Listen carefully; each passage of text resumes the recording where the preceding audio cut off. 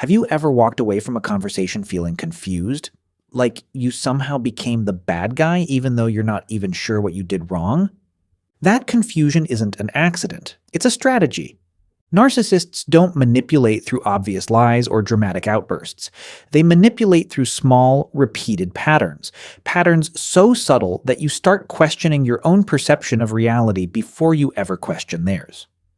Today, we're breaking down 7 manipulation tactics narcissists use every single day. And by the end of this video, you won't just understand them. You'll start spotting them in your own life, in conversations you've already had. Let's get into it. The first tactic is the most well-known, but also the most underestimated: gaslighting. Gaslighting isn't just lying. It's a deliberate attempt to make you doubt your own memory, your own perception, even your own sanity. Here's what it sounds like in real life. You bring up something hurtful they said last week. Their response isn't, "I'm sorry," it's, "That never happened. You're remembering it wrong. You're so sensitive. I was clearly joking. Wow, you really need to stop overreacting to everything." Notice what's happening here. They're not addressing the issue. They're redirecting the conversation toward your credibility. And here's the dangerous part.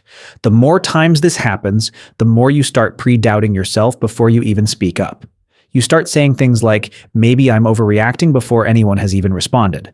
That's the goal. A person who doesn't trust their own perception is a person who is much easier to control.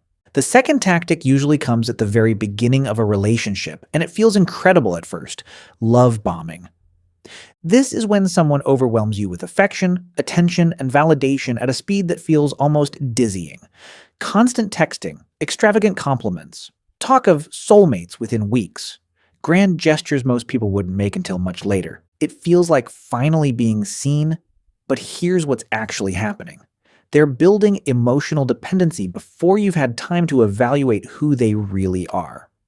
The intensity isn't a sign of how much they value you. It's a tool to fast-track your attachment so that later, when the mask slips, you're already too invested to walk away easily. This is why so many people say, "The first 3 months were perfect," right before describing months of confusion and pain that followed. Love bombing isn't romance moving fast. It's a foundation built on urgency instead of trust. Tactic number 3 doesn't involve any words at all: the silent treatment. After a disagreement, instead of communicating, they simply disappear emotionally. No response to texts, no eye contact, no explanation. Just silence, sometimes for hours, sometimes for days. This isn't someone processing their feelings. This is a punishment with a purpose, to make you feel so uncomfortable, so anxious, that you become the one apologizing, even when you weren't wrong in the first place. The brain interprets social exclusion as a threat. Studies on social rejection show it activates similar pain pathways as physical injury. A narcissist doesn't need to know the neuroscience to use this against you. They've simply learned, through trial and error, that your discomfort is their leverage. The fourth tactic has a name you may not have heard before, but you've almost certainly experienced it: DARVO. Deny, attack, reverse victim, and offender. Here's how it works in 3 steps. You confront them about something they did. Step 1, they deny it outright. Step 2, they attack you for even bringing it up. Your tone, your timing, your character. Step 3, and this is the key move, they reverse the roles, positioning themselves as the actual victim of your accusation. Suddenly, you're not talking about what they did anymore. You're consoling them or defending yourself against a wave of counter-accusations. "I can't believe you'd say that about me after everything I've done for you." That single sentence does all 3 steps at once. It's efficient. It's fast. And if you don't recognize it in the moment, you will walk away from that conversation apologizing to the person who hurt you. Tactic 5 is one of the most socially sophisticated: triangulation. This is when a narcissist brings a third person into the dynamic: an ex, a coworker, a friend, even their own family, specifically to create insecurity or competition. My ex never complained about this. Everyone at work agrees with me on this, by the way. The goal isn't really about the third person at all. It's about making you feel replaceable, watched, or judged, so you work harder to win approval instead of asking whether the relationship is healthy in the first place.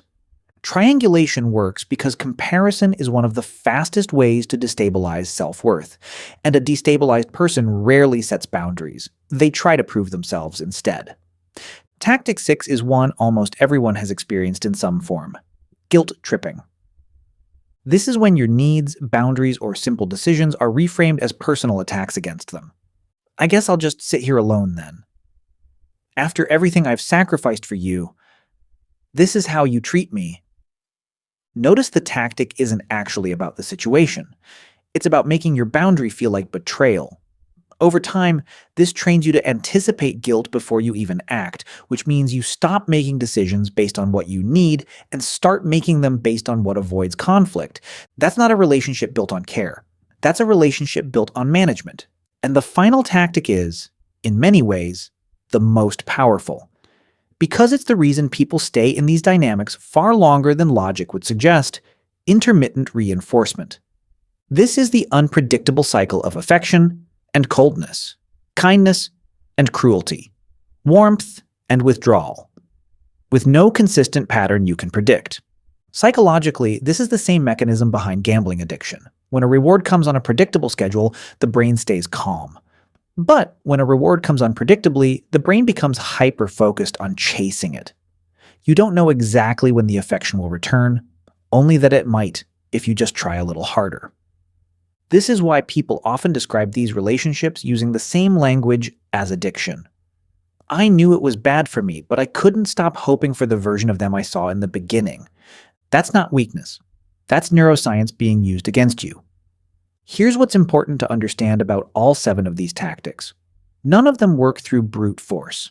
They work through repetition, confusion, and your own self-doubt. The good news is that awareness changes the equation. The moment you can name a tactic, this is DARVO. This is triangulation. It loses a significant amount of its power over you. You stop reacting from confusion and start responding from clarity. If any of these felt familiar while watching, that recognition is valuable information. Not about them. About what you've been navigating, possibly for longer than you realized. If this video helped you understand a pattern in your own life, let me know in the comments which tactic hit closest to home. And if you want to go deeper into recovering from narcissistic relationships, the next video in this series breaks down exactly how to start rebuilding your sense of self after one. Watch, reflect, level up your mind.